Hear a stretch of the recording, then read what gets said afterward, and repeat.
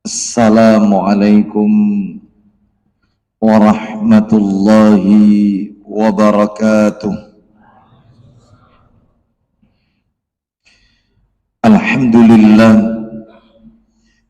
alladzi bi ni'matihi tatimmus salihah wa ashhadu an la ilaha illallah wahdahu la syarikalah wa ashhadu anna Muhammadan abduhu wa rasuluh. Ya ayyuhalladzina amanu taqullaha haqqa tuqatih wa la tamutunna illa wa antum muslimun. Amma ba'du, fa inna asdaqal hadisi kitabullah wa khairal hadi hadi Muhammadin sallallahu alaihi wasallam wa syarral umuri muhdatsatuha wa kullu muhdatsatin bid'ah wa kulla bid'atin dhalalah wa kulla dhalalatin finnar. Ikhwan wa akhawati fillah, bapak-bapak, ibu-ibu, kaum muslimin dan muslimah, jamaah majelis taklim Masjid Mujahidin Kota Mojokerto yang semoga dimuliakan oleh Allah Subhanahu wa ta'ala. Tidak ada kata yang patut kita ucapkan di malam hari ini melainkan rasa syukur kita kepada Allah Subhanahu wa ta'ala atas segala karunia nikmat yang telah Allah berikan kepada kita.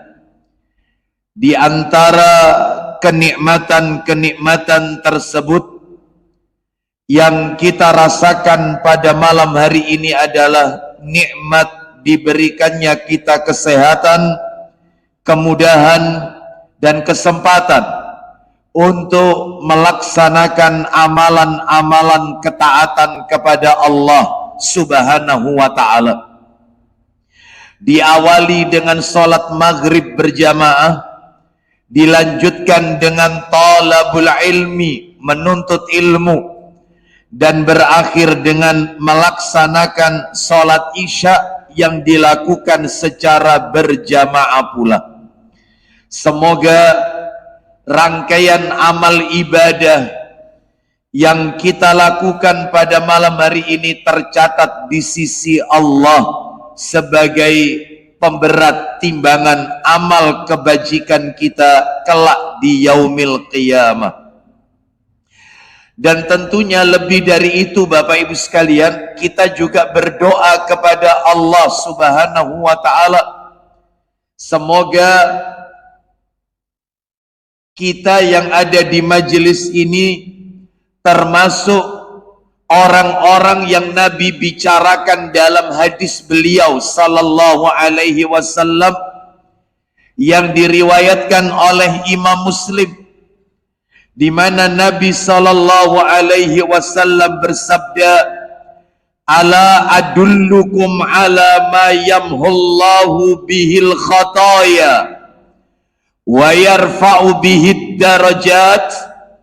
Kata Nabi kepada para sahabat, maukah kalian aku tunjukkan satu amalan yang dapat menghapus dosa kesalahan dan mengangkat derajat di sisi Allah kelak di hari kiamat?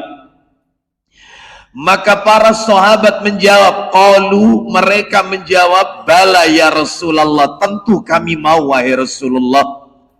Amalan apa itu yang bisa menghapus dosa, kesalahan dan mengangkat derajat nanti di hari kiamat di sisi Allah Azza wa Jalla? Qala, Nabi sallallahu alaihi wasallam menjawab, ada 3 amalan. Yang pertama kata baginda Rasul sallallahu alaihi wasallam, isbahul wudu'i alal makarih, menyempurnakan wudhu pada saat kondisi yang sulit. Berwudhu pada saat kondisi yang dibenci. Contohnya, berwudhu di saat kondisi dingin misalnya, atau kita berwudhu pada saat kita sakit, di mana apabila kita menggunakan air maka akan semakin memperlambat penyembuhan sakit kita.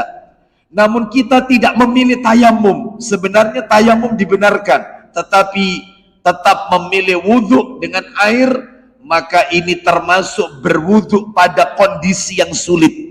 Yang pertama. Yang kedua, amalannya yang bisa menghapus dosa dan mengangkat derajat adalah wa kasratul khuta ilal masajid, memperbanyak langkah menuju masjid, melangkahkan kaki menuju masjid. Dan yang ketiga amalannya adalah wantidarus salati ba'das salat, menunggu salat setelah salat, menunggu salat fardu setelah salat fardu, menunggu di antara 2 salat fardu, sebagaimana yang panjenengan lakukan pada malam hari ini. Menunggu salat isya setelah salat maghrib, terutama 2 salat fardu yang waktunya berdekatan. Mudah-mudahan kita semua yang hadir di majelis ini termasuk hamba-hamba Allah yang Nabi sebutkan dalam hadis ini, sehingga Allah ampuni dosa-dosa kita dan Allah angkat derajat kita kelak di yaumil akhir di sisi Allah Azza wa Jalla. Bapak Ibu kaum muslimin dan muslimah rahimani wa rahimakumullah. Malam hari ini kita akan lanjutkan pembahasan kita. Semestinya Bapak Ibu, ini Senin yang keempat ini ya, Senin keempat ya. Semestinya Senin ketiga ya, Senin ketiga. Semestinya kajian kita berada pada Senin pekan yang ketiga.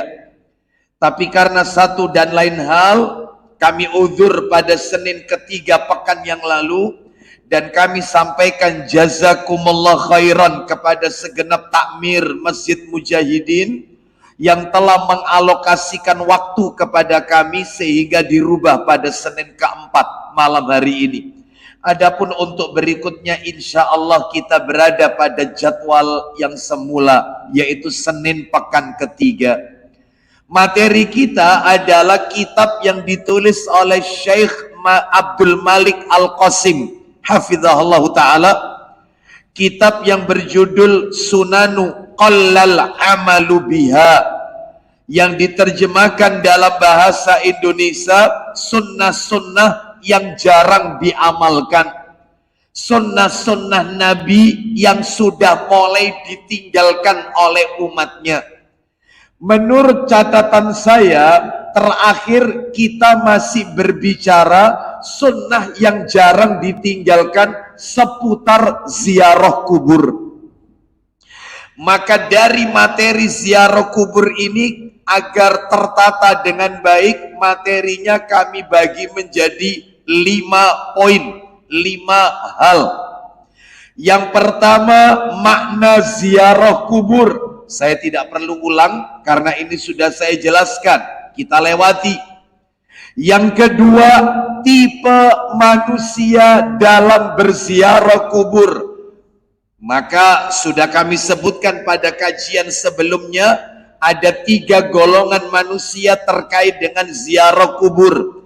Ada tipe manusia yang ketika ziarah kubur ingin mengambil pelajaran, mengingat kematian, mengingat negeri akhirat, menjadi rem dari dosa yang ia lakukan, supaya tidak terus-menerus melakukan dosa, karena dia berpikir dia juga bakal mati seperti mereka. Ini tipe manusia yang disyariatkan, yang bagus. Adapun tipe manusia yang kedua adalah tipe manusia yang meremehkan ziarah kubur.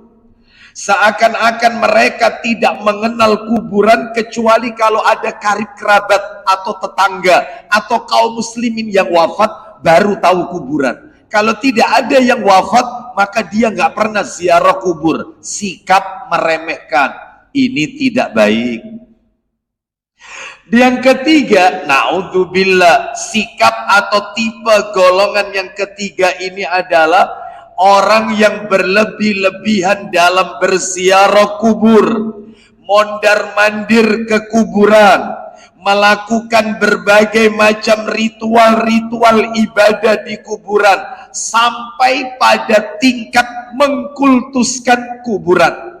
Bahkan sampai pada tingkat keyakinan orang soleh yang wafat tersebut bisa memberikan manfaat dan menolak mudarat.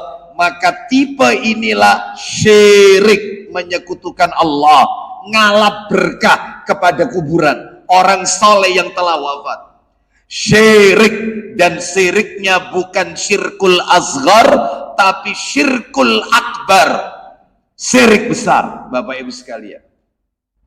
Oleh karena itu ini tipe manusia, yaitu dalam ziarah kubur. Yang ketiga materinya adalah hukum ziarah kubur. Intinya sunnah. Hukum ziarah kubur ini untuk laki-laki maupun untuk wanita. Namun untuk wanita ada keterangan tambahan, tidak boleh terlalu sering, karena Nabi SAW menegaskan, yaitu la'ana Rasulullah SAW zawaratil kubur. Rasulullah SAW melaknat seorang wanita yang sering berziarah kubur. Ya. Lalu kemudian yang berikutnya, yang keempat materinya adalah waktu ziarah kubur. Ziarah kubur tidak mengenal waktu-waktu khusus. Yang namanya ziarah kubur itu boleh kapanpun. Tidak mengenal waktu-waktu tertentu, tidak ada. Sehingga apabila seseorang menetapkan ziarah kubur itu waktu-waktu tertentu, seperti tiap malam Jumat, ketika akan memasuki Ramadan, ketika akan Idul Fitri, ketika yaitu akan Idul Adha dan seterusnya, maka butuh dalil yang menjelaskan tentang hal itu. Dan tidak ada satupun keterangan dalil yang sahih tentang hal ini. Sehingga yang namanya ziarah kubur tidak ada batasan dan tidak ada waktu khusus untuk ziarah kubur. Lalu materi yang kelima ini adalah materi terakhir dan ini yang panjang. Apa itu tentang adab ziarah kubur? Sesuai catatan saya, bulan yang lalu itu kita sudah masuk pada poin yang nomor 10, Bapak Ibu. Adab ziarah kubur sampai poin ke-10. Totalnya ada 22. Jadi tinggal tersisa 12 poin. Adab ziarah kubur sesuai sunnah. Untuk mereview dari apa yang sudah kami sampaikan, saya bacakan satu persatu saja tanpa menyebutkan dalil, karena ini sifatnya sedikit mengulang, mengingatkan sedikit. Yang pertama, adab ziarah kubur adalah niatkan untuk mengambil pelajaran dan mengingat mati. Hanya itu, tidak lebih dari itu. Selain mengingat mengambil pelajaran, mengingat kematian, mendoakan mayit, menyampaikan salam kepada mayit. Assalamualaikum ahlad diyari minal mu'minina wal muslimina dan seterusnya. Jadi niatnya cuma itu, tidak lebih dari itu. Yang kedua, tidak boleh berkata-kata yang batil dalam kuburan, nggak boleh. Berkata-kata yaitu seperti masalah-masalah duniawi, atau berkata-kata seperti membicarakan aibnya mayit, nggak boleh. Tetapi yang diperbolehkan itu adalah perkataan yang bisa meningkatkan kita iman, meningkatkan keimanan kita kepada Allah. Misalnya dengan mengatakan, lah ya Pak, orang kalau sudah dikubur seperti ini, harta ditinggal, rumah, istri, anak, keluarga ditinggal, dia sendirian. Nah kayak begini nggak apa-apa perkataan seperti ini, boleh.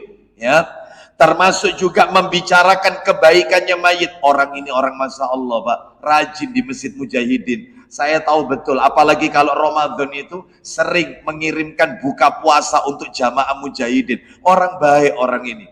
Maka ucapan kita diaminkan oleh malaikat. Gak usah membicarakan aibnya mayit, gak ada manfaatnya. Karena dia sudah ketemu alam akhirat, hitungannya sudah Allah yang tahu. Jadi gak perlu diungkit-ungkit lagi keburukannya. Karena dia sudah berhadapan di alam yang kekal dan abadi.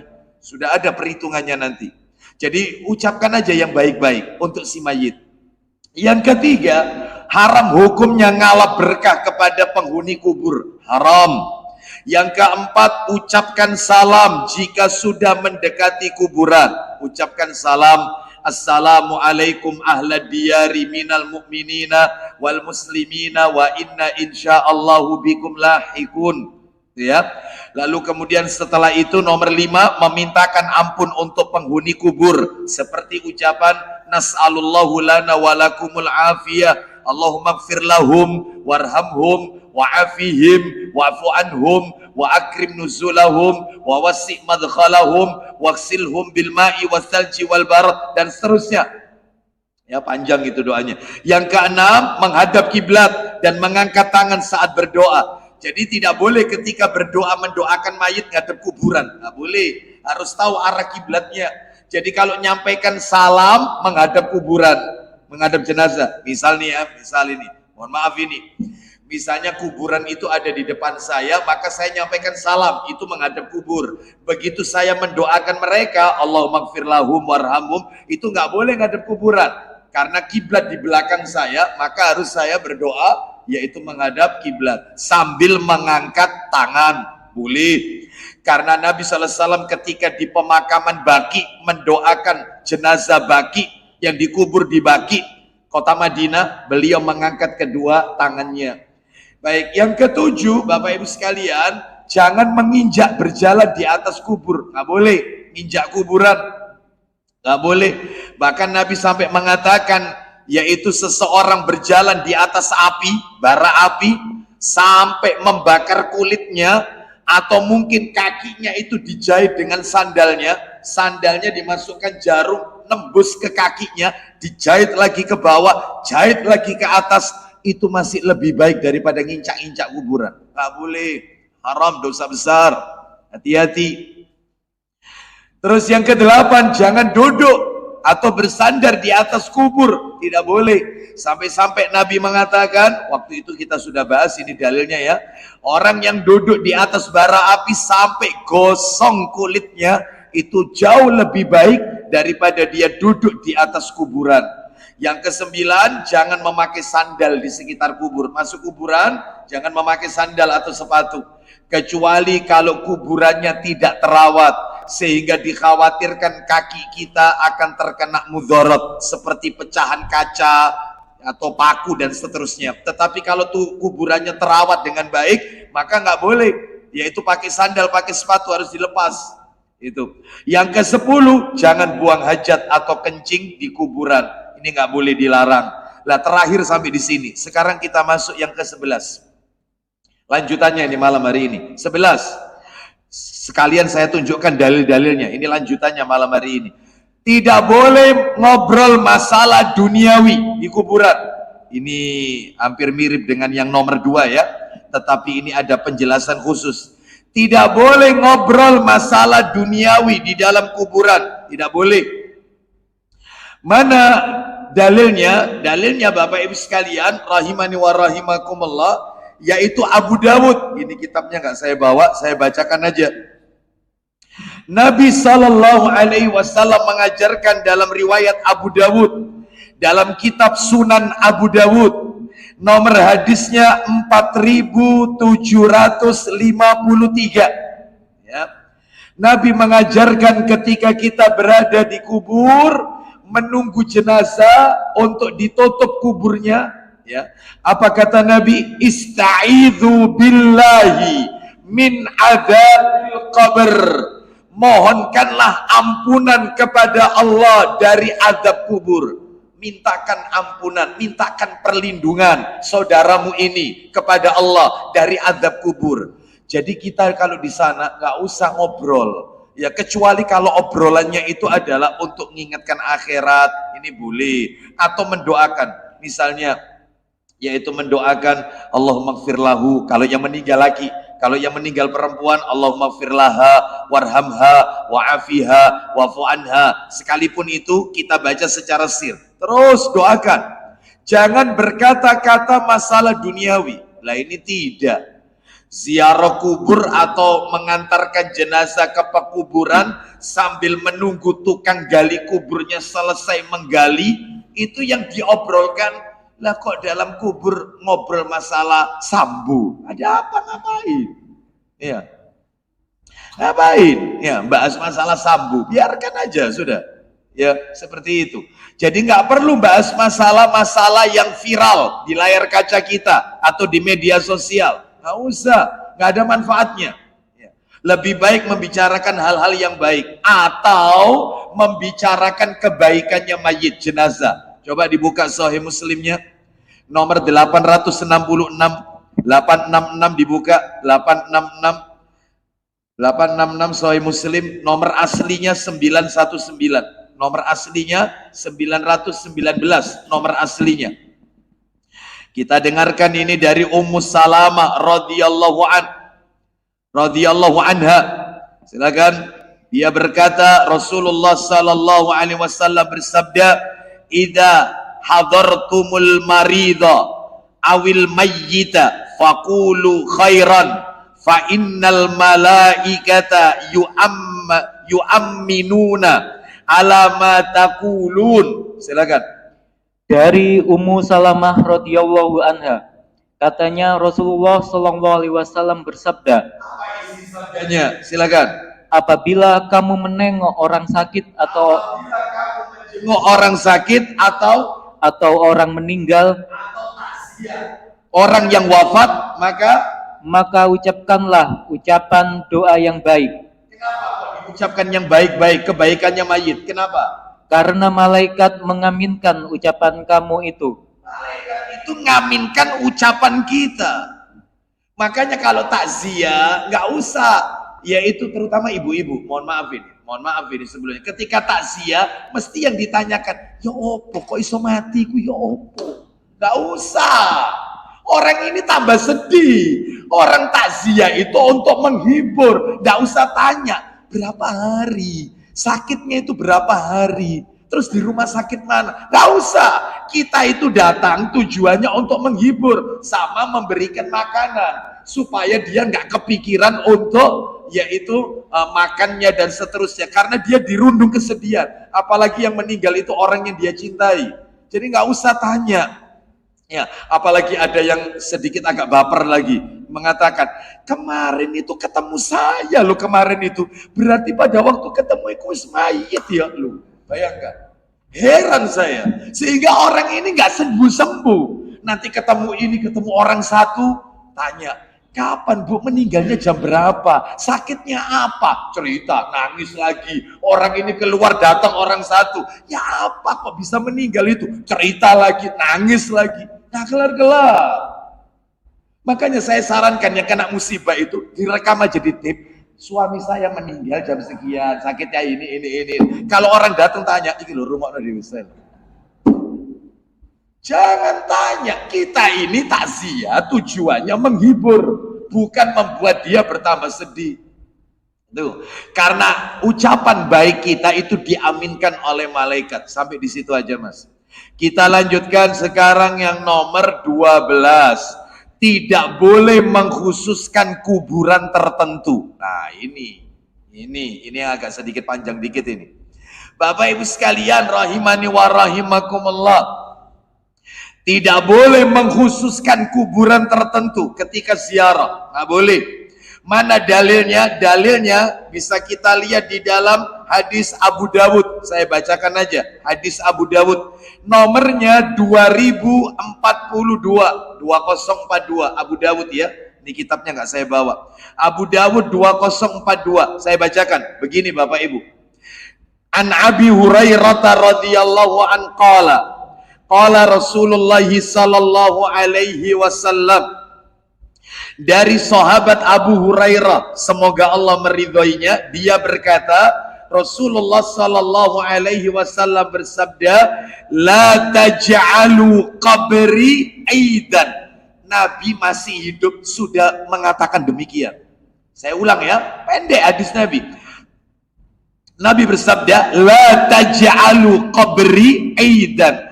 Janganlah kalian menjadikan kuburanku sebagai id. Id itu perayaan. Janganlah kalian menjadikan kuburanku itu sebagai hari raya atau perayaan. Id. Bapak Ibu sekalian, lihat teks yang Nabi ucapkan. Ana baca pelan-pelan. Nabi mengatakan ada kata id di situ.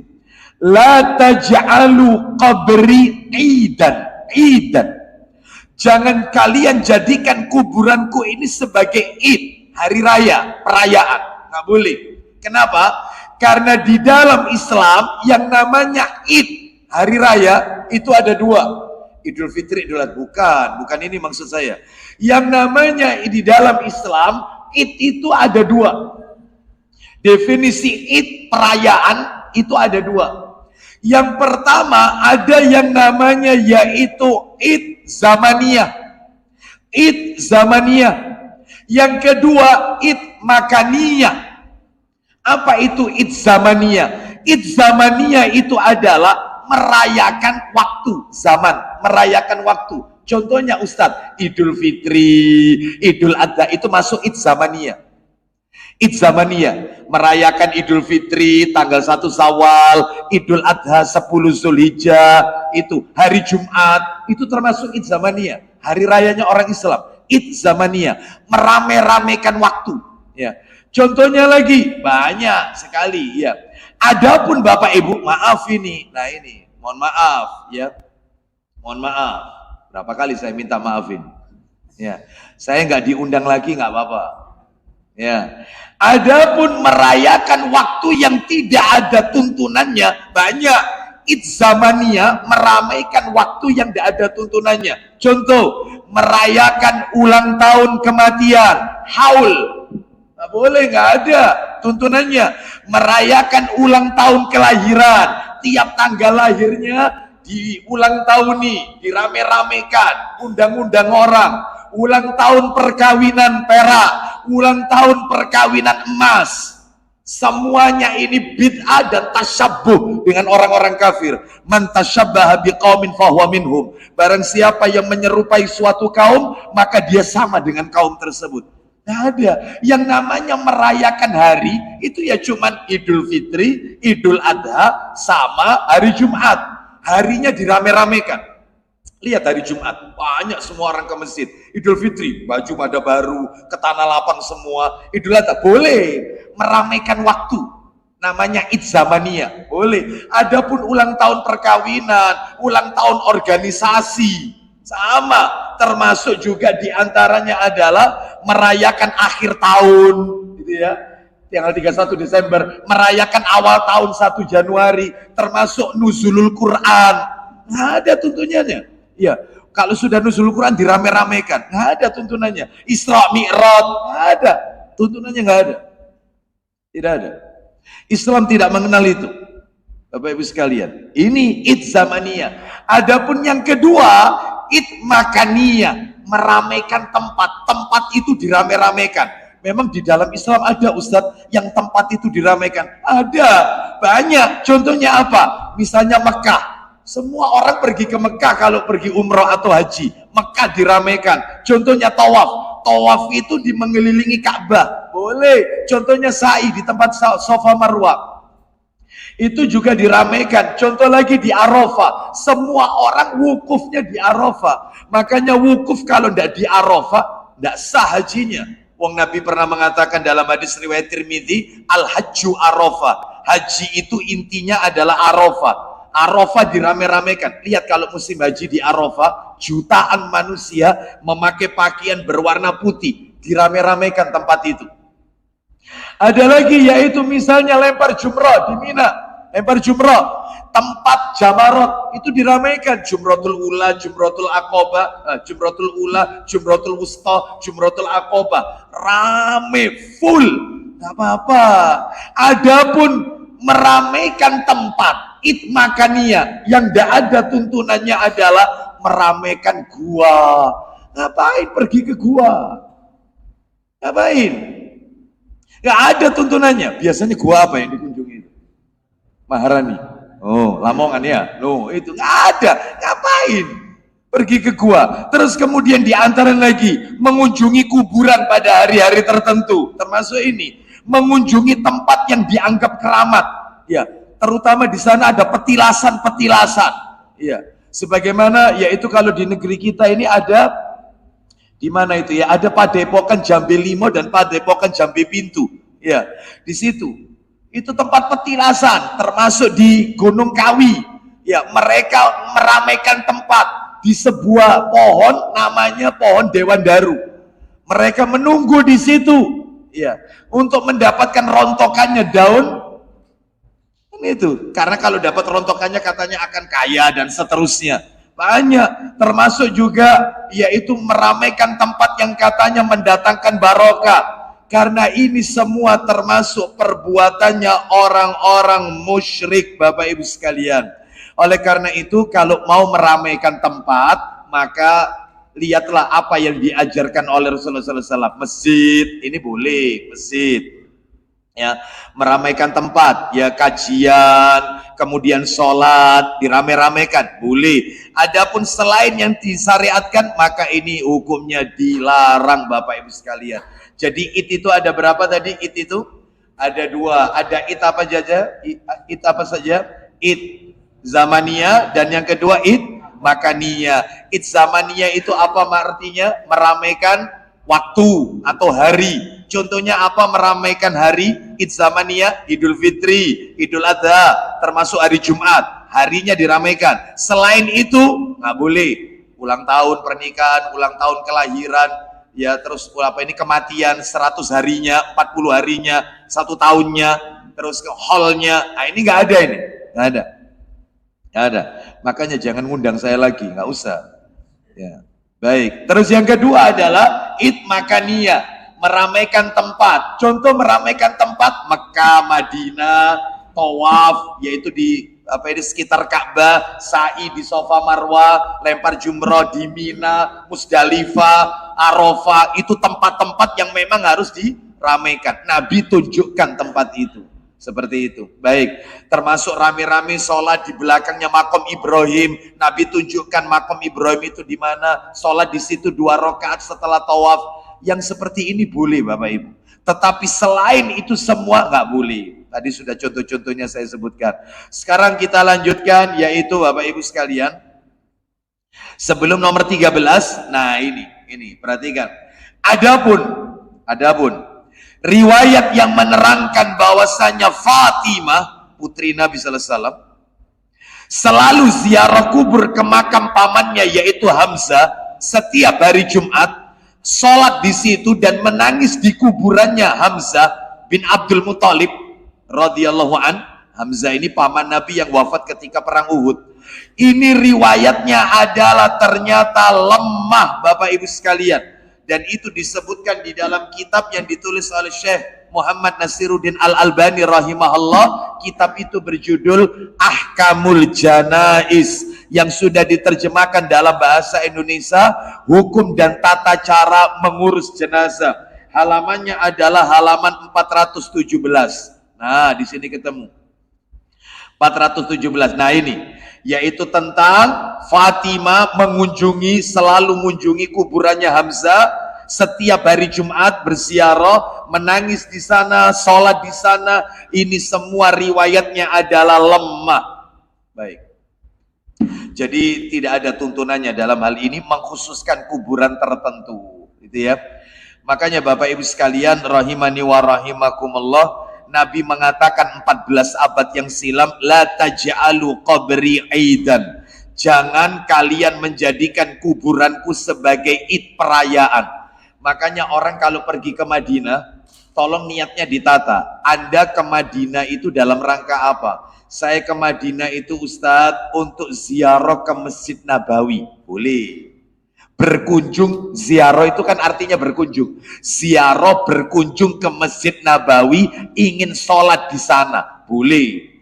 Tapi kalau dia ketika ditanya, Anda ke Madinah itu ngapain? Saya ke sana Ustadz, ingin ziarah ke makam Rasulullah sallallahu alaihi wasallam, maka tolong ditata niatnya. Khawatir nanti umrohnya tidak sah.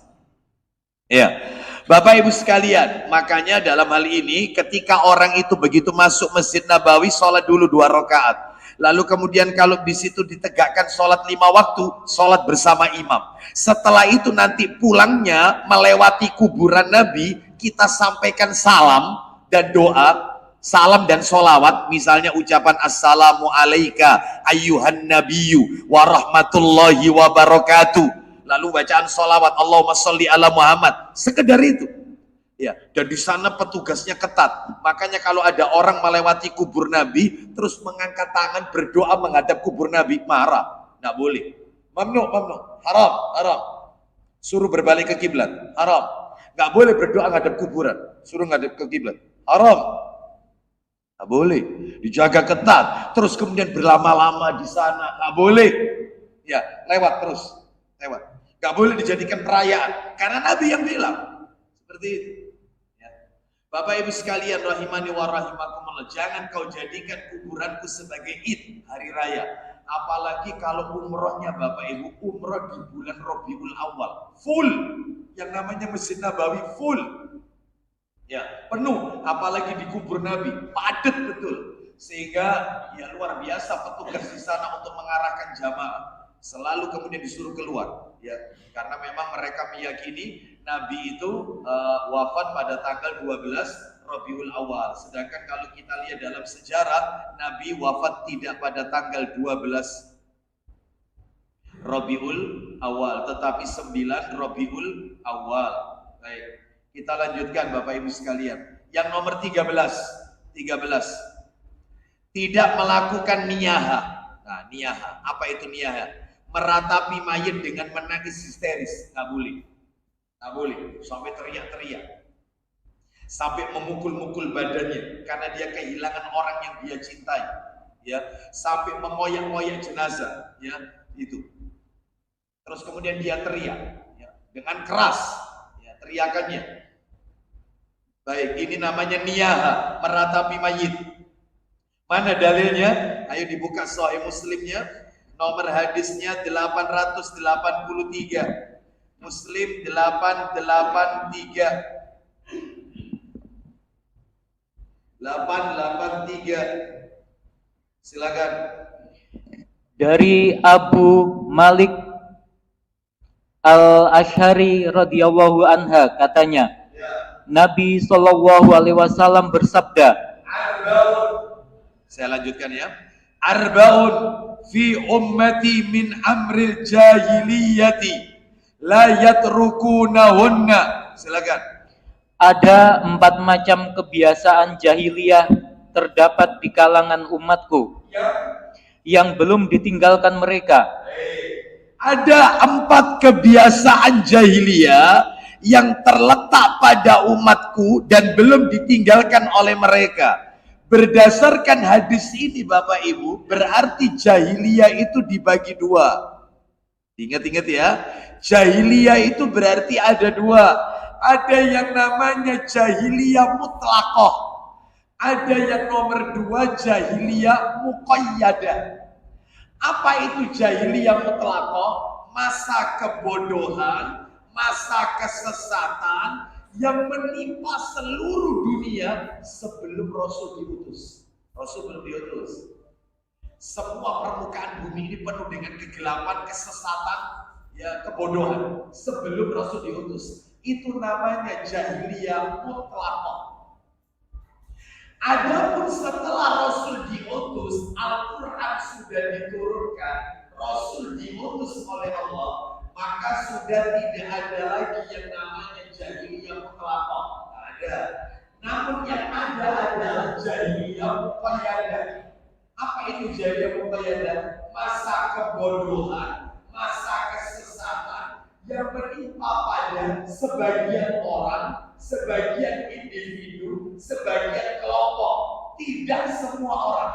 karena Rasul sudah diutus. Makanya tolong kita kalau mau mengucapkan sesuatu hati-hati, jangan biar ya. Contoh nih. Kita lihat di layar kaca kita, ada berita di situ ditayangkan bahwasanya bayi ditemukan di selokan atau bayi seorang bayi ditemukan di tempat pembuangan sampah. Kita yang nonton lalu kita berkata, lah iya, dulu di zaman jahiliyah bayi dikubur hidup-hidup. Sekarang bayi dibuang di selokan, dimasukkan kerdus, dibuang di tempat pembuangan sampah. Berarti kalau begitu, sekarang ini jahiliyah abad 21, jahiliyah modern, jahiliyah milenial. Nah, boleh, itu namanya dipukul rata ya. Karena Rasul sudah diutus, Al-Quran sudah ada di tengah-tengah Anda, hadis Nabi sudah ada di tengah kita. Yang ada adalah jahiliyah, kebodohan, kesesatan yang menimpa sebagian orang, individu, kelompok, tidak semuanya. Paham sampai di sini?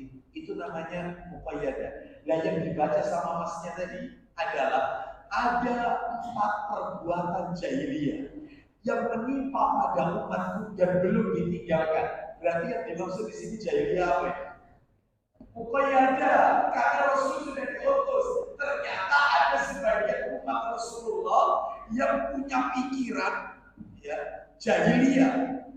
Jadi tidak menimpa semua orang. 4 perbuatan jahiliyah sampai sekarang Bapak Ibu, sampai sekarang belum ditinggalkan oleh umat Nabi Muhammad sallallahu alaihi wasallam. Tapi tidak semua orang, Makanya muqayyadah. Ulang lagi Mas. Ada 4 macam kebiasaan jahiliyah terdapat di kalangan umatku yang belum ditinggalkan mereka. Di hari kiamat masih tetap ada ini, tapi bukan mutlaqo. Rasul sudah diutus. Apa saja Mas? Satu, membanggakan turunan. Membanggakan keturunan. Saya ini darah biru loh, ya. Itu. Saya ini keluarga saya ini ningrat loh, golongan darah biru. Orang kelasnya kastanya kasta tertinggi loh saya ini. Gitu. Membanggakan keturunan. Kamu itu kalau ketemu saya itu harus cium tangan. Aku ini masih ngene-ngene anak cucu Rasul. Ya. Seperti itu. Memangnya kenapa kalau anak cucu Rasul? Sampai enggak? Memangnya kenapa? Memangnya anak cucu Rasul tidak terlepas dari dosa? Lah. Yang maksum cuman Rasul.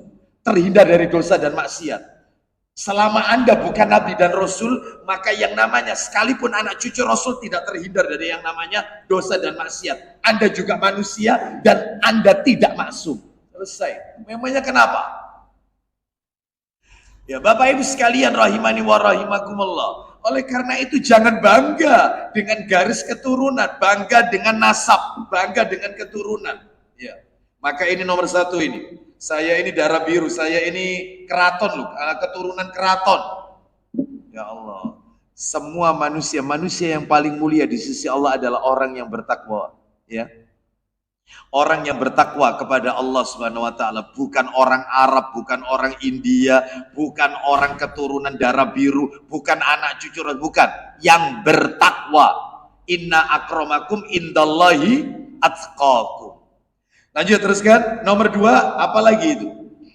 Mencela turunan orang lain. Biasanya orang kalau sudah bangga dengan keturunan, yang nomor 2, mencela keturunan orang lain. Memangnya kamu ini siapa? Kamu tidak tahu saya ini siapa? Biasanya gitu, biasanya. Itu otomatis itu sudah. Menghina keturunan orang lain. Itu kebiasaan jahiliyah itu. Nggak boleh. Terus nomor 3. Mempercayai hujan turun disebabkan bintang-bintang.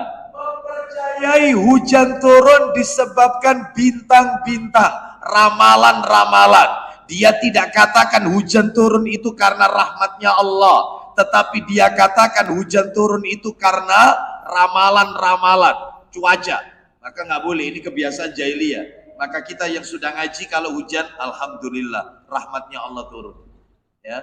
Terus kemudian yang ketiga, terakhir poinnya, meratapi mayat. Nah, ini masuk. Bagaimana hukumannya peratap itu? Silakan. Sabda beliau, jika wanita peratap itu tidak tobat sebelum dia mati, tadi panjenengan kan dengarkan, jika wanita peratap itu tidak tobat. Kenapa kok disebut wanita? Karena memang yaitu mayoritas yang melakukan ini adalah wanita. Meratap histeris, menangis, ya. Kalau Bapak Ibu lihat itu di layar kaca kita pada waktu kejadian siapa itu Brigadir J itu ya. Itu orang tuanya ya apa? Itu orang tuanya itu di televisi. Wah, teriak histeris ya. Wah, teriak itu sampai di kuburan teriak, ya. Itu. Maka kita lihat, ambil pelajaran. Ya, ini yang dimaksud oleh Nabi. Teriak histeris. Bahkan Bapak Ibu bukan hanya itu. Para alim ulama melarang menyimpan sesuatu yang pernah dipakai oleh si mayit, oleh jenazah. Makanya mohon maaf ini ibu-ibu, misalnya seorang wanita ditinggal wafat oleh suaminya, maka tolong apa yang pernah dipakai oleh jenazah kalau bisa infakkan, sodakokan, bajunya, apapun. Nah ini tidak. Kadang-kadang itu lihat buka lemari, nangis. Ya, ini termasuk ini bagian dari meratap. Ya, mengingatkan kesedihan, sedih berkepanjangan. Nanti lihat bajunya suami, nangis, ya. Terus kemudian nanti lihat yang pernah dipakai suami, yaitu kendaraannya, ngomong sama anaknya, lah yole, iki biar kendaraan bapakmu, ya Allah, nangis. Gak usah nyimpen barangnya mayit. Kalau bisa sodakokan, atas namakan mayit, supaya dia dapat fadilah. Berarti Islam ini mengajarkan kepada kita tidak boleh bersedih berkepanjangan, dan kita diperintahkan untuk move on, lepas dari kesedihan. Nanti lihat fotonya, ya Allah, iki foto biyen zamane, nangis. Itu termasuk meratap sebenarnya. Nggak boleh. Sedih boleh, tapi jangan berkepanjangan. Merasa kehilangan iya, tapi tidak boleh kemudian dia larut dalam kesedihan. Nah, seperti itu. Lanjut teruskan. Kalau wanita peratap itu tidak tobat sebelum matinya, maka nanti di hari kiamat dia akan disuruh berdiri, lalu dipakaikan kepadanya celana terbuat dari aspal mendidih. Maka dia akan disuruh memakai, yaitu pakaian yang terbuat dari tir, aspal mendidih, neraka. Na'udzubillah. Terus kemudian, dan baju berpenyakit kulit. Na'udzubillah min dzalik. Baik Bapak Ibu sekalian, itu yang bisa kami sampaikan. Kita skors dulu, kita dengarkan kumandang adzan Isya. Setelah itu kita lanjutkan yang masih tersisa, ya. Wassallallahu ala nabiyyina wa ala alihi washabihi wasallam. Ya. Allahu Akbar, Allahu Akbar. Allahu Akbar, Allahu Akbar.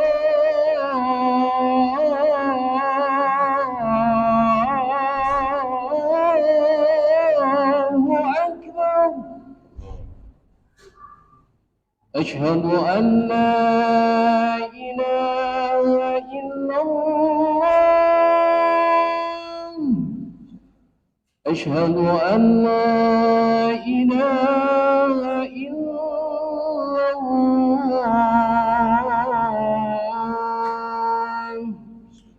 Asyhadu anna Muhammadar Rasulullah.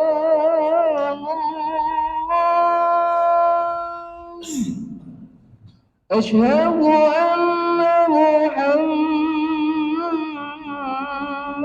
Rasulullah.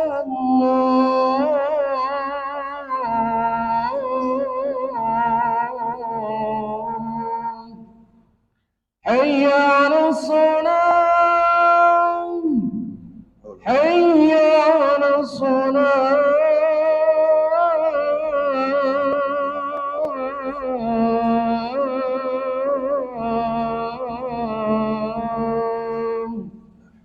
حي على الفلاح، حي على الفلاح.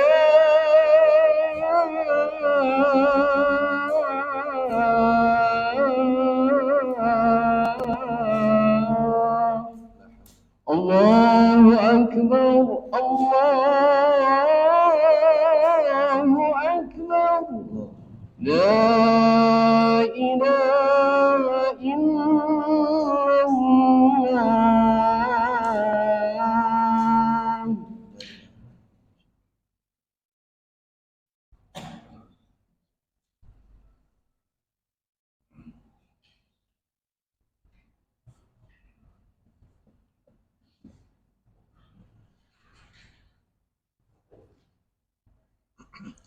Alhamdulillah wassalatu wassalamu ala Rasulillah wa ba'd. Kita lanjutkan Bapak Ibu sekalian, yaitu kita tambahkan dalil lagi. Masih nomor 13, tidak melakukan niyahah, yaitu meratapi mayit dengan menangis histeris. Kita tambahkan, tolong dibuka kitab Sahih Targhib wa Tarhib. Sudah saya beri tanda itu talinya. Sahih Targhib wa Tarhib, hadis nomor 3519 dari Umar bin Al-Khattab radhiyallahu an. Dia berkata, silakan. Dari Umar bin Al-Khattab radhiyallahu an, dia mengatakan, Rasulullah sallallahu alaihi wasallam bersabda, Al-mayyitu yu'adzabu fi qabrihi bima niha alaihi wa fi riwayatin ma niha alaihi. Silakan. mayit itu diazab di kuburnya dengan sebuah sebab ratapan kepadanya. Mayit itu diazab dalam kuburnya karena dia diratapi oleh keluarganya. Kasihan mayitnya Bapak Ibu sekalian. Makanya jangan sedih berkepanjangan, kasihan jenazahnya.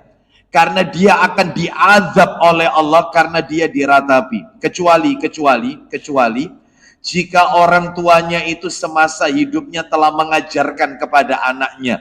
Misalnya nih, orang tua itu berkata kepada anaknya bahwasanya meratapi mayit itu haram, tidak boleh.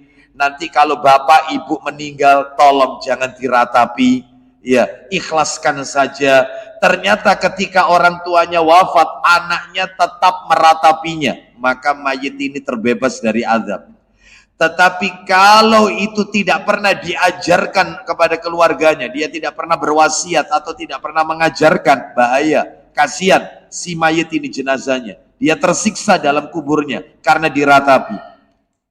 Saya tambahkan lagi dalil, coba dibuka Sahih Targhib wa Tarhib tetap. Sahih Targhib wa Tarhib nomor 3523 3523 dari Abu Musa radhiyallahu an. Silakan. Dari Abu Musa radhiyallahu an, dari Nabi sallallahu alaihi wasallam, beliau bersabda, sesungguhnya mayit itu diazab dengan tangisan orang yang masih hidup. Yang masih hidup kalau menangisinya, mayit itu akan diazab. Lanjut, teruskan. Apabila dia, orang yang menangis, mengatakan, kata keluarganya yang ditinggal mati ini, kata keluarganya gimana? Wahai penopangku, terus, wahai penjagaku, wahai penolongku, wahai pemberiku pakaian. Kalau di zaman kita mungkin ya, dia berkata kepada anaknya yang meninggal atau siapapun itu, dia mengatakan, ya kenapa kamu ninggalkan ibu nak, lah pokok kok mati dhisik nak, iki anakku sing tak sayangi, iki kurang lebih seperti itulah. Itu akan ada malaikat diutus oleh Allah. Kasihan mayit ini, Allah mengutus satu malaikat yang mana malaikat ini mendorong-dorong dadanya mayit. Sambil malaikat itu berkata, semulia engkau, apakah engkau yang menolong mereka? Apakah engkau yang memberi pakaian kepada mereka? Kasihan. Jadi sedih boleh. Nabi pun juga meneteskan air mata ketika beliau kehilangan putranya. Nah, tetapi tidak boleh sampai menangis histeris, menjerit, meraung-raung, ya, memukul-mukul tubuhnya, ya, berteriak, nggak boleh, ya, haram. Kita lanjutkan, Bapak Ibu sekalian. Sekarang poin yang berikutnya, nomor 14. Yang ke-14, tidak mengkhususkan baju berwarna hitam ketika ke kuburan. Lihat itu, kalau sudah ziarah kubur, ya, takziah, Kadang-kadang rata-rata sebagian kaum muslimin itu pecinya hitam, bajunya hitam, celana hitam, sepatu atau sandalnya hitam, pakai kacamata hitam, plus payungnya juga warna lengkap. Terjadi tidak? Banyak. Nggak boleh. Kenapa? Karena kata Syekh Muhammad bin Saleh Al-Utsaimin rahimahullah, beliau mengatakan memakai baju hitam ketika musibah merupakan syiar batil, tidak ada asalnya. Lah terus yang benar bagaimana? Yang benar adalah bebas. Bahkan kalau laki-laki yang ditekankan memakai pakaian berwarna putih, karena pakaian warna putih itu adalah pakaian terbaik. Adapun untuk wanita itu tidak harus ketika ada kematian ya, ditekankan berwarna gelap. Gelap itu tidak identik hitam. Artinya warna-warna yang gelap, tidak transparan, kainnya tebal, tidak tipis. Nah itu. Baik Bapak Ibu sekalian, jadi adapun kalau laki-laki memakai pakaian selain warna putih tidak mengapa, asalkan memenuhi yaitu tuntunan syariat Rasulullah SAW, ya tidak ketat, ya longgar, tidak membentuk lekukan tubuhnya, tidak memperlihatkan auratnya. Kan ada sebagian anak muda itu kalau memakai celana itu kan celana yang ketat itu pensil, sehingga ketika dia sujud pada waktu sholat, maaf, pakaian dalamnya, celana dalamnya itu terlihat. Nah yang seperti ini nggak layak. Pantalon training ketat, nah ini nggak boleh, ya seperti itu. Oleh karena itu, maka dalam hal ini pakaian warna apapun boleh, sehingga tidak identik kalau ada kematian mesti pakai hitam. Nggak, tidak identik itu. Ini nomor 14. Nomor 15, jangan melakukan tabur bunga. Tidak ada tuntunannya melakukan tabur bunga. Rata-rata kalau ada jenazah mau dibawa ke pekuburan, mereka bawa kembang yang sudah apa itu dirunci ya, sudah dirangkai begitu ya, karena akan ditaruh di atas kuburnya tersebut atau akan disiratkan. Tidak boleh tabur bunga. Kenapa? Karena ini adalah kemungkaran yang diambil oleh kaum muslimin dari kaum Yahudi dan Nasrani, kebiasaannya mereka. Nabi tidak pernah mengajarkan yaitu memakamkan jenazah tabur bunga, nggak ada. Bapak Ibu kalau ingin tahu di Arab Saudi yang namanya kuburan raja loh ini, Raja Saudi, termasuk yang kemarin itu raja siapa itu, Kuwait, yang meninggal itu ya, pangeran atau rajanya itu ya, pada saat itu kuburannya biasa, nggak ada kemudian karangan bunga ya, terus kemudian nggak ada, biasa, tanah biasa, raja loh ini, biasa, raja, bayangkan, biasa. Jadi kenapa? Karena ini siarnya siar mereka ahlul kitab Yahudi dan Nasrani. Kita tidak boleh. Nah, ketika ditanya, kenapa Ustadz orang Islam itu kok melakukan, sebagian orang Islam melakukan itu? Ternyata mereka salah memahami hadis Nabi. Nabi itu kan pernah melewati 2 kuburan yang Nabi mengatakan kuburan ini sedang disiksa oleh Allah dengan siksa yang sangat pedih atas dosa yang mereka anggap sepele. Kata Nabi, kuburan yang pertama karena tidak menjaga lisan, suka mengadu domba. Kuburan yang kedua karena kencing tidak bersih, tidak mengerti masalah najis. Lalu Nabi meminta kepada para sahabat ranting kurma yang masih basah. Lalu diambil oleh sahabat, ranting itu dibagi 2 sama Nabi, masing-masing kuburan ditancapkan satu, terus satunya lagi satu. Kata Nabi, semoga ranting ini selama masih basah bisa meringankan azab yang ada di dalamnya. Tapi kalau sudah kering ya tidak. Nah, lalu kaum muslimin punya inisiatif. Oh, kalau begitu kuburan itu ditaburkan bunga. Tujuannya adalah untuk meringankan azab. Pak, Bu, katanya para alim ulama, Rasul menancapkan kurma itu tadi, masing-masing kuburan tadi, itu karena beliau tahu, diberitahu oleh Allah kalau penghuninya itu diazab. Sedangkan kita kan tidak tahu. Iya. Maka salah dalam menerapkan hadis ini. Mana dalilnya tentang masalah kuburan itu tadi? Coba dibuka Sahih Muslim. Nomornya 239. Ayo cepat dikit. Muslim 239. Sahih Muslim nomor 239. Nomor aslinya 292. Nomor aslinya. Kalau cetakan terjemahan itu 239. Yaitu bersumber dari Ibnu Abbas radhiyallahu anhuma. Dia berkata, ya, bahwasanya marra Rasulullah sallallahu alaihi wasallam ala qabraini faqala ama innahuma la yu'adzabani wa ma yu'adzabani fi kabirin. Silakan. Dari Ibnu Abbas radhiyallahu an katanya, pada suatu ketika Nabi Shallallahu alaihi wasallam lewat dekat dua buah kuburan. Lanjut. Lalu beliau bersabda, tahukah kamu bahwa kedua orang yang berada dalam kuburan ini sedang disiksa karena kesalahannya berat? Yang satu kerjanya tukang fitnah. Terjemahnya tidak seperti itu. Apakah kalian tahu? Dua orang yang ada dalam kubur ini disiksa oleh Allah dengan siksaan yang berat atas dosa yang mereka anggap sepele. Yang pertama adalah tukang fitnah, lisannya tidak dijaga. Yang nomor dua, yang satu lagi tidak cebok sesudah kencing. Tidak paham najis, tidak paham masalah toharo, najis nggak paham. Lanjut teruskan. Kata Ibnu Abbas, kemudian Nabi meminta pelepah kurma yang masih basah. Yang masih basah. Lanjut. Lalu dibelahnya dua. Sesudah itu ditancapkannya di atas kedua kuburan itu masing-masing. Terus kedua kuburan itu masing-masing sebelah. Kemudian beliau bersabda, setelah menancapkan pelepah kurma yang masih basah itu, masing-masing kuburan dapat. Lanjut. Semoga siksaan mereka diringankan Allah selama pelepah kurma itu masih basah.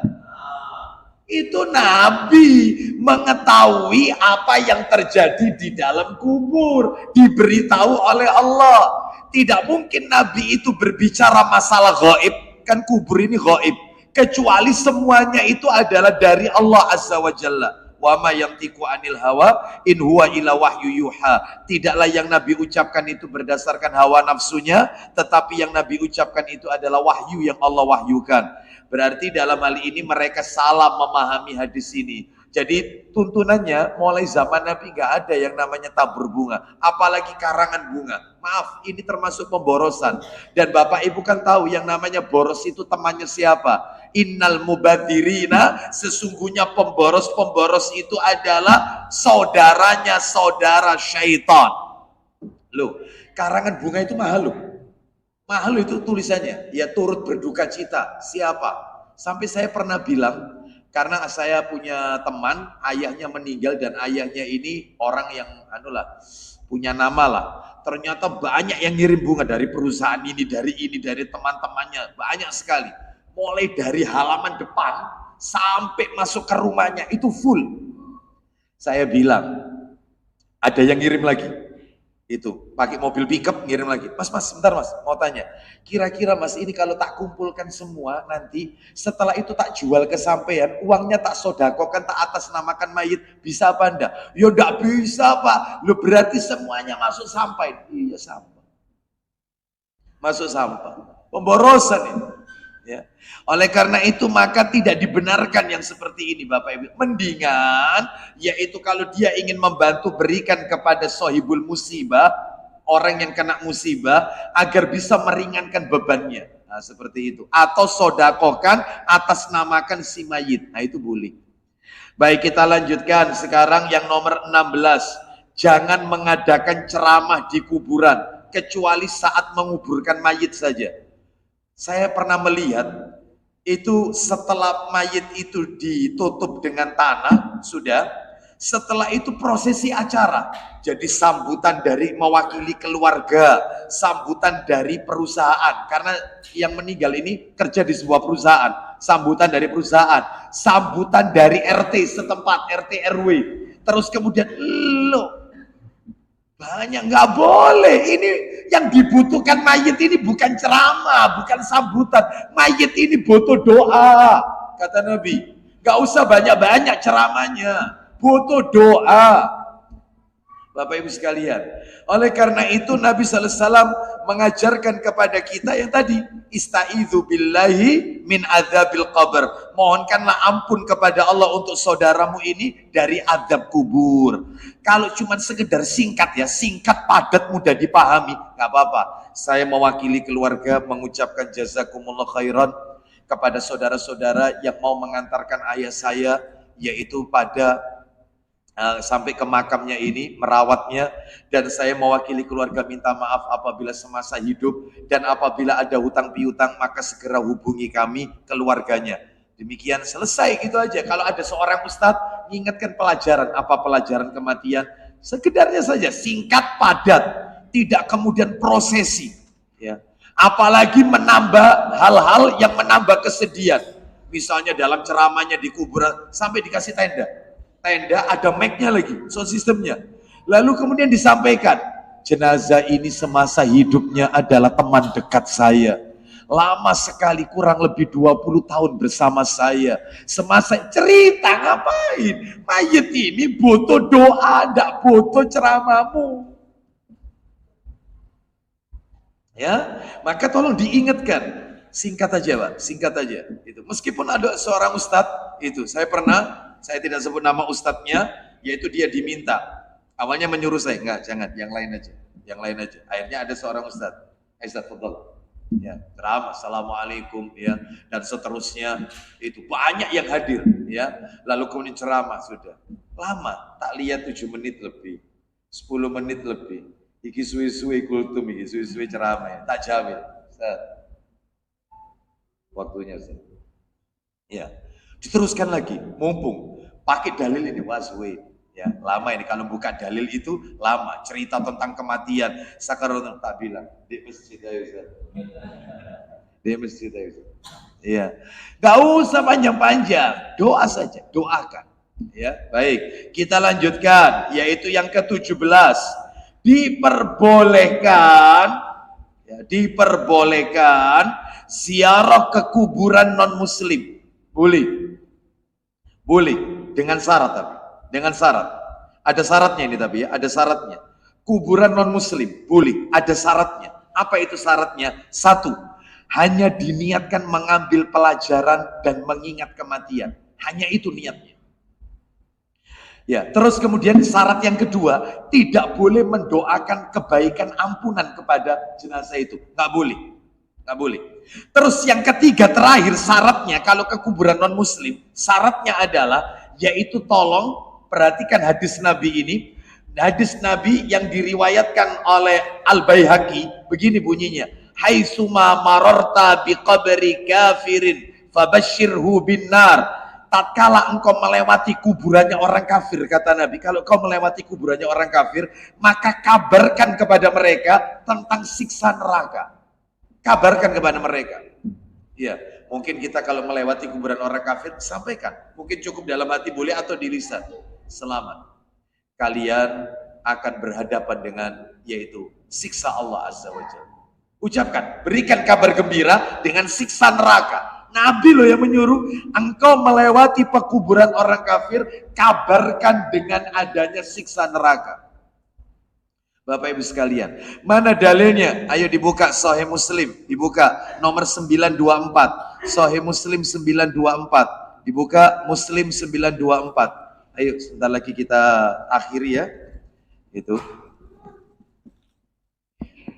Dari Abu Hurairah radhiyallahu an, katanya, pada suatu ketika Rasulullah Shallallahu alaihi wasallam ziarah ke kubur ibunya. Ya, Nabi ziarah ke kubur ibunya Aminah. Lanjut. Lalu beliau menangis. Menangis di sisi kubur ibunya. Terus?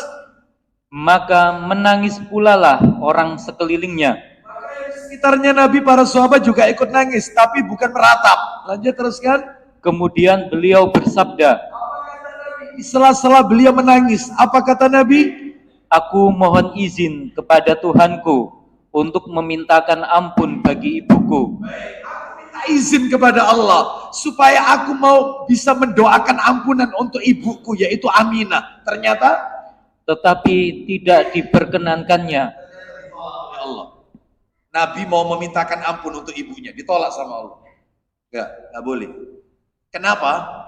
Ini ada pembicaraan khusus. Insya Allah besok saya sampaikan di Perumahan Puri Indah Sidoarjo ya. Karena hadisnya adalah materinya itu rutin membahas kitabnya, bukunya Ustadz Abu Ubaidah Yusuf As-Sidawi hafizallahu ta'ala, yaitu sudah masuk nomor 8 tentang orang tua Nabi berada di neraka, Abdullah dan Aminah. Nah, pembahasannya itu membela hadis Nabi. Terus lanjut. Sebenarnya ada pembicaraan khusus ini, nggak saya bahas ya, nanti waktunya tambah panjang. Teruskan, lanjut, silakan. Kemudian kumohon izin untuk menziarahi kuburnya. Tak sama Allah, kalau begitu izinkan aku ya Allah untuk menziarahi kubur ibuku yang ketika wafat tidak dalam keadaan Islam. Apa kata Allah? Maka diperkenankannya bagiku. Maka Allah memperkenankan, silakan. Terus apa kata Nabi? Karena itu pergilah kalian ke kuburan. Karena hal itu akan mengingatkan kalian kepada maut. Ya, jadi Nabi tujuannya pergi ke kubur ibunya yang wafat tidak dalam keadaan muslim atau muslimah, tujuannya mengingat kematian dan tidak mendoakan ampunan karena ditolak oleh Allah. Mana dalilnya? Buka Al-Quran, Ustaz. Surat nomor 9, Ustaz. Surat At-Taubah, Ustaz. Minta tolong dibacakan surat nomor 9 ayat 113, Ustaz. Surat nomor 9 At-Taubah ayatnya 113. Allah Ta'ala berfirman. Silakan Ustaz. Berikut hanya Ustaz. أعوذ بالله من الشيطان الرجيم ما كان للنبي والذين آمنوا أن يستغفروا للمشركين ولو كانوا أولي قربى من بعد ما تبين لهم أنهم أصحاب الجحيم. Tidak pantas bagi Nabi dan orang-orang yang beriman memohonkan ampunan kepada Allah bagi orang-orang musyrik, sekalipun orang-orang itu kaum kerabatnya, setelah jelas bagi mereka bahwa orang-orang musyrik itu penghuni neraka jahanam. Tidak pantas bagi Nabi ya, dan orang-orang yang beriman memohonkan ampunan kepada Allah bagi orang-orang musyrik, sekalipun orang-orang itu adalah keluarganya sendiri. Jelas sekali. Oleh karena itu ini tidak diperbolehkan. Kita lanjutkan Bapak Ibu, nomor 18. Haram hukumnya menyembelih binatang atau kurban di kuburan. Haram, tidak boleh menyembelih hewan atau binatang, yaitu di kuburan, nggak boleh ini. Terus 19, haram hukumnya meninggikan atau membangun kuburan, ngejing kuburan, nggak boleh ditinggikan, dikejing, diris, ya, dikasih, ya, ditinggikan, ini tidak boleh dengan bangunan, ya, di keramik, nggak boleh, ya. Kalau sudah terlanjur Ustadz, apakah perlu dibongkar? Maka kalau bisa dibongkar, sebagaimana Ali bin Abi Thalib radhiyallahu anhu membongkarnya, dibongkar. Ya, tapi kalau sudah terlanjur apalagi ditentang oleh keluarga yang lain, maka dalam ini ya sudah. Ya, doakan mereka dapat hidayah. Sudah gugur kewajiban kita nyampaikan. Mungkin kita dulu tidak tahu, ya sekarang sudah tahu, maka ini sebenarnya harus dibongkar. Kalau tidak bisa, sudah biarkan aja. Baik, mana dalilnya kalau tidak boleh meninggikan atau membangun kuburan? Dalilnya adalah di dalam hadis riwayat Ahmad. Dalam kitab Ahkamul Janaiz, halaman yang ke-461, Bapak Ibu sekalian, 461, di mana disebutkan bahwasanya, nah ini dari Jabir radhiyallahu an, dia berkata, naha Rasulullah sallallahu alaihi wasallam an yujassasal qabru wa an yuq'ada alaihi wa an yubna alaihi au yuzada alaihi au yuktaba alaihi. Rasulullah SAW melarang melabur kuburan, nggak boleh. Duduk di atasnya, mendirikan bangunan di atasnya, atau menambah ketinggian, atau menulis tulisan di atasnya, nggak boleh. Ya, seperti itu. Jadi dalam hal ini maka sebaiknya tidak dilakukan, ditulis-tulis namanya, terus kemudian lahirnya kapan, wafatnya kapan, ya. Dan kalau kita lihat di Saudi, yaitu di Mekah, di Madinah, pemakaman Ma'la, pemakaman Baqi, nggak ada tulisannya. Jadi mana kuburannya Utsman bin Affan, mana ini kuburannya Aisyah, mana kuburannya sahabat-sahabat Nabi. Padahal di makam Baqi itu 10.000 orang sahabat dimakamkan situ. Tidak kurang 10.000 orang sahabat. Dan tidak ada tulisannya. Mana yang Abu Hurairah, mana, nggak ada. Nggak ada. Padahal ini sahabat Nabi loh, ketemu sama Nabi, muridnya Rasul, nggak ada tulisannya.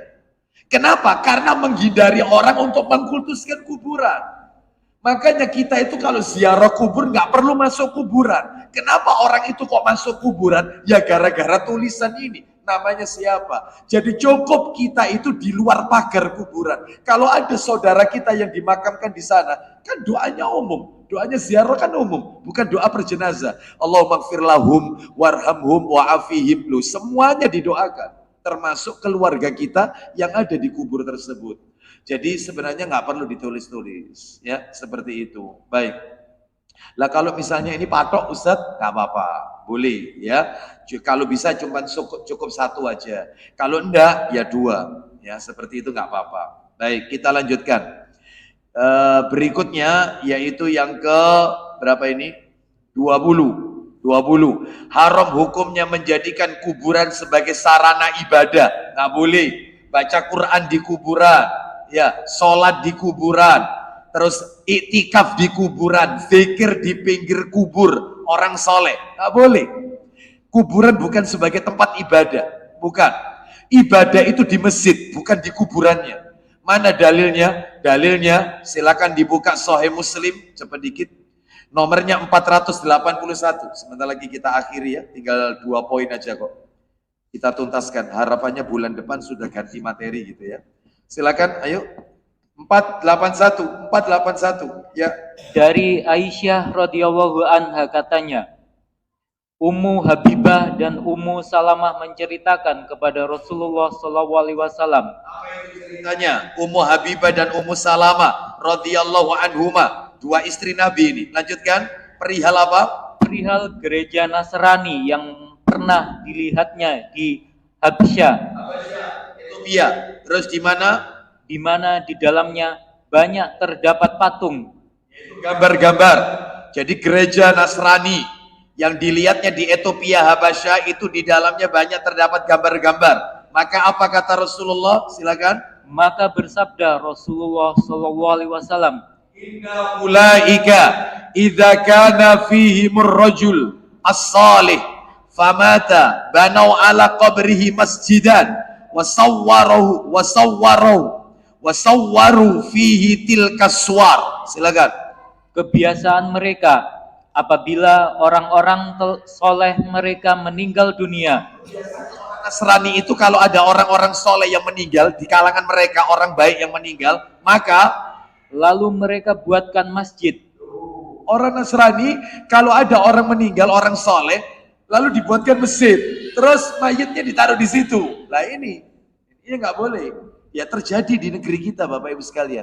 Makanya katanya para alim ulama, mana lebih dahulu, masjidnya atau kuburannya? Kalau yang duluan itu adalah masjidnya, maka kuburannya harus dipindah. Ya, kalau duluan kuburannya baru dibangun masjid di situ untuk mengenang jasanya orang soleh ini, maka masjidnya harus dibongkar. Murni itu haknya kuburan, buat masjid di tempat lainnya. Dan saya tidak perlu menjelaskan ulang tentang kuburannya Nabi di dalam Masjid Nabawi itu. Karena ini bulan kemarin sudah tak jelaskan rinci asalnya kayak apa. Kok sehingga jadi masuk satu area dengan Masjid Nabawi, kubur Nabi itu. Saya nggak perlu ulang lagi karena sudah saya jelaskan masalah ini. Lanjut teruskan, silakan. Dan patung orang-orang soleh itu di atas kuburan mereka. Oh, seperti itu ya. Baik, teruskan. Coba 483 dibaca. Sahih Muslim 483 dari Abu Hurairah radhiyallahu an. Ayo. Dari Abu Hurairah radhiyallahu an katanya, Rasulullah Shallallahu alaihi wasallam bersabda, Yahuda wan Nasara. Silakan. Allah mengutuk orang-orang Yahudi dan Nasrani. Yahudi Nasrani dikutuk Karena mereka menjadikan kubur nabi-nabi mereka menjadi masjid, tempat sujud atau sholat atau ibadat. Beribadah itu di masjid, bukan di kuburan. Nggak boleh. Menyerupai orang-orang Yahudi dan Nasrani. Ya. Nomor 21. Haram hukumnya membaca Al-Quran di kuburan. Haram. Nggak boleh Bapak Ibu sekalian. Tidak boleh baca Al-Quran di kuburan. Baca Al-Quran itu di masjid. Ustadz Surat Yasin sama. Karena semua dalil yang berbicara tentang fadilah Yasin, semuanya hadisnya adalah lemah, ada yang palsu. Sengaja saya bawakan buku ini. Buku judulnya ditulis oleh Ustadz kita, Ustadz Yazid bin Abdul Qadir Jawas, hafizahullah ta'ala. Judulnya adalah Yasinan. Di dalam buku ini ada 16 dalil. Semuanya tentang surat Yasin, fadilah Yasin. Semuanya dhaif dan palsu. Dan dijelaskan, hadis ini sumbernya dari orang namanya siapa. Orang itu masa hidupnya bagaimana. Lengkap, sak keterangan-keterangannya. Banyak. Bapak Ibu mohon maaf ini, mohon maaf. Kita tentunya senang. Banyak kaum muslimin hafal surat Yasin. Siapa yang gak senang? Toh juga surat Yasin itu bagian dari Quran. Tetapi masalahnya adalah membaca Yasin pada waktu-waktu tertentu dan di tempat-tempat tertentu butuh dalil. Butuh dalil. Ya, nanti acara pindah rumah surat Yasin. 7 harinya Yasin 40. Saya tanya, apa keutamaannya? Kenapa kau baca mesti Yasin? Kenapa tidak surat lain? Maka jawabannya pasti keutamaan. Dan ternyata keutamaannya hadisnya 16 hadis. Semuanya palsu. Ada yang dhaif, ada yang mungkar derajatnya. Ya, contoh ini, contoh. Ada satu hadis palsu ini. Ya, saya tidak mengatakan Rasulullah bersabda. Kalau saya katakan Rasulullah bersabda, berarti saya sama dengan berdusta atas nama Nabi. Sedangkan Nabi bersabda, pernah mengatakan, man kadzaba alayya muta'ammidan falyatabawa maq'adahu minan nar. Barang siapa yang berdusta atas namaku, maka dia akan menempatkan dirinya ke dalam api neraka. Makanya jangan dikit-dikit kola Rasul kalau nggak paham. Lah ini ada hadis. Jadi saya tidak katakan Rasulullah bersabda. Hadis ini murni riwayat Facebook. Murni ini. Hadis riwayat WA. Ya, hadis riwayat Instagram. Ya. Begini bunyinya. Man qara'a Yasin fi lailatin asbaha maghfuran lahu. Siapa yang membaca surat Yasin dalam satu malam, maka ketika ia bangun pagi harinya diampuni semua dosa-dosanya. Makanya sregep kemana apa saja Yasin terus. Ya, padahal lemah, dhaif bahkan. Ada lagi, yaitu mohon maaf di sini, yaitu nah ini. Ada hadis. Man qara'a Yasin marratan faka'annama qara'al Qur'ana asyra marratin. Barang siapa membaca surat Yasin 1 kali, maka seolah-olah dia telah membaca Quran 10 kali. Makanya lebih baik baca surat Yasin daripada Al-Baqarah, diurut Al-Baqarah, Ali Imran, An-Nisa, Al-Maidah, Al-An'am, Al-A'raf. Mending Yasin 1 kali sama dengan khatam 10 kali. Hadisnya palsu. Banyak, semuanya fadilah. Kecuali surat-surat yang lain. Al-Kahfi ada hadisnya. Dibaca malam Jumat atau hari Jumat. Itu akan menjadi cahaya nanti dari kiamat. Mau tidur Al-Ikhlas, Al-Falaq, An-Nas. Supaya tidak diganggu setan. Termasuk ayat kursi. Ada dalilnya. Supaya rumah barokah terhindar dari gangguan setan. Ada. Sahih Muslim nomornya 771. Surat Al-Baqarah. Surat Al-Baqarah. Ada lagi Al-Baqarah dan Ali Imran. Ada. Tapi khusus yang berbicara fadilah Yasin. Ada. Jadi murni yang dilakukan oleh saudara-saudara kita adalah berdasarkan hadis-hadis yang palsu. Tidak ada satupun yang sahih. Wallahu a'lam bishawab. Jadi baca Quran itu di mana? Rumah. Dalilnya ayo dibuka 752 Sahih Muslimnya. Cepat dikit. 752 tinggal satu lagi. Ayo waktunya ini. Ya, Tapi sholat isya tambah malam itu tambah afdol kok. Ya. Ya silakan, ayo baca 752.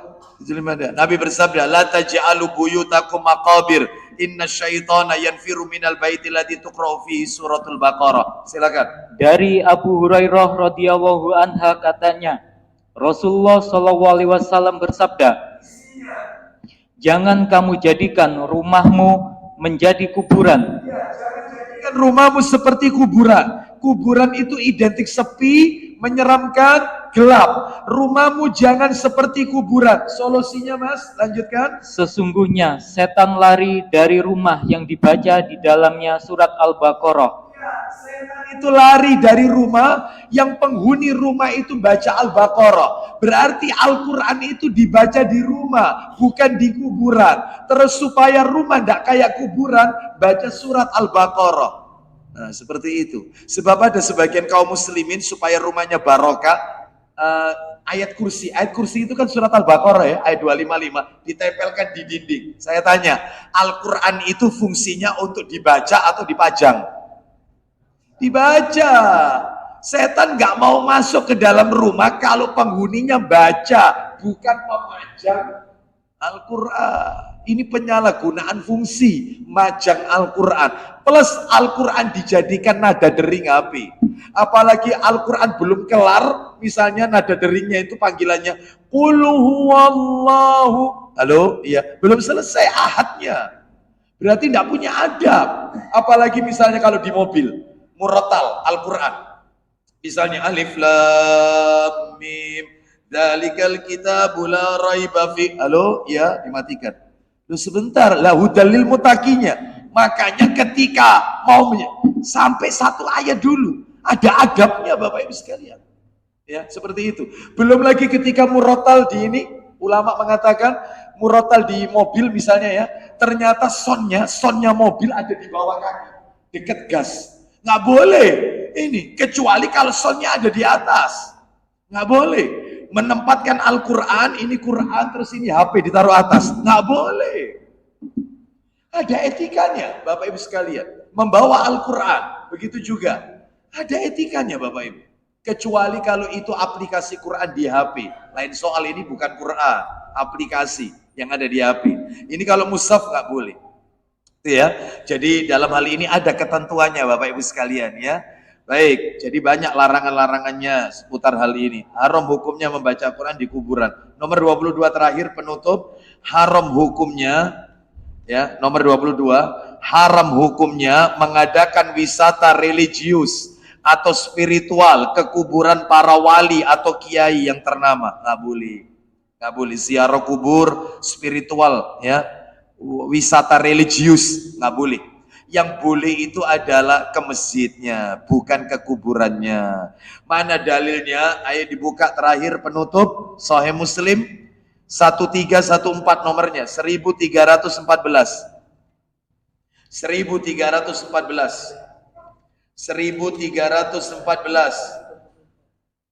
Bapak Ibu diperhatikan ini. Sahih Muslim 1314 ini penting ini. Kata Nabi SAW, la tusyaddur rihal illa ila salasati masajid, masjidi hada, wa masjidil haram, wa masjidil aqsa. Ayo dibaca dari 1314. 1314. Ya, masih ada lanjutannya berikutnya. Belum ketemu? Ya, silakan, ayo dibaca. Dari Abu Hurairah radhiyallahu an, katanya Nabi Shallallahu alaihi wasallam bersabda, jangan susah-susah melakukan perjalanan jauh. Jangan susah-susah melakukan perjalanan jauh. Susah melakukan safar perjalanan jauh kecuali melainkan untuk mengunjungi 3 masjid. 3 kuburan, Pak. 3 masjid. 3 masjid, ya. Terus lanjut, apa saja itu? Yaitu masjidku ini, Masjid Nabawi. Jadi bukan kuburannya Nabi, masjidnya. Yang kedua, Masjidil Haram di Mekah. Nomor 3, dan Masjidil Aqsa di Yerusalem, Palestina. Panjenengan kalau punya rezeki ingin melakukan perjalanan jauh safar, gitu ya, ingin rihlah, safar, gitu ya, wisata, ya tolong kalau bisa ketiga masjid ini aja. Mekah, Madinah, Palestina, umrohnya mampir Palestina. Itu sudah mengikuti hadis Nabi. Daripada liburan anak sekolah punya rezeki jalan-jalan ke mana ini? Singapura, ya. Ngapain? Ya. Terus ke Hong Kong, ngapain nyambangi Jackie Chan? Ya. Ngapain? Ya, seperti itu, ya. Orang ke Hong Kong itu kan pasti kalau naik KTP Pasifik kan transitnya ke Hong Kong, ya. Kalau sudah di Hong Kong kan pasti kalau di situ kan city tour. City tournya mesti ke tempat perhiasannya, yaitu tempatnya Jackie Chan. Lu Ustaz kok tahu? Pernah mampir soalnya. Karena nggak dapat pesawat, bimbing jamaah, akhirnya dapat pesawat yaitu KTP ya sudah, tapi harus mampir ke Hong Kong City Tour. Ya wis, setelah Hong Kong langsung Madinah. Ya wis. Ternyata ya gitu, begitu naik sana samping saya ini mabuk, ya Allah. Ya. Terus kemudian pramugarinya juga nawari minuman, di situ ada khomer, iki umroh, kok ada sampingnya mabuk, ya. Jadi bingung juga. Ternyata di sana mampir ya ke tempat itu. Enggak usah. Kalau punya rezeki, maka pergilah ke 3 masjid tadi. Wallahu a'lam bishawab. Baik, kita akhiri kajian kita. Ada yang mau bertanya? Tidak ada. Baik, ya karena waktunya ya. Kita tutup, semoga Allah memberikan kepada kita ilmu yang manfaat dan mudah-mudahan Allah menunjuki kita ke jalan yang hak mengikuti tuntunan Rasulullah sallallahu alaihi wasallam. Kita akhiri wassallallahu ala nabiyyina wa ala alihi washabihi wasallam. Subhanakallahumma wa bihamdika asyhadu an la ilaha illa anta astaghfiruka wa atubu ilaik wa akhiru da'wana anil hamdulillahi rabbil alamin. Assalamualaikum warahmatullahi wabarakatuh.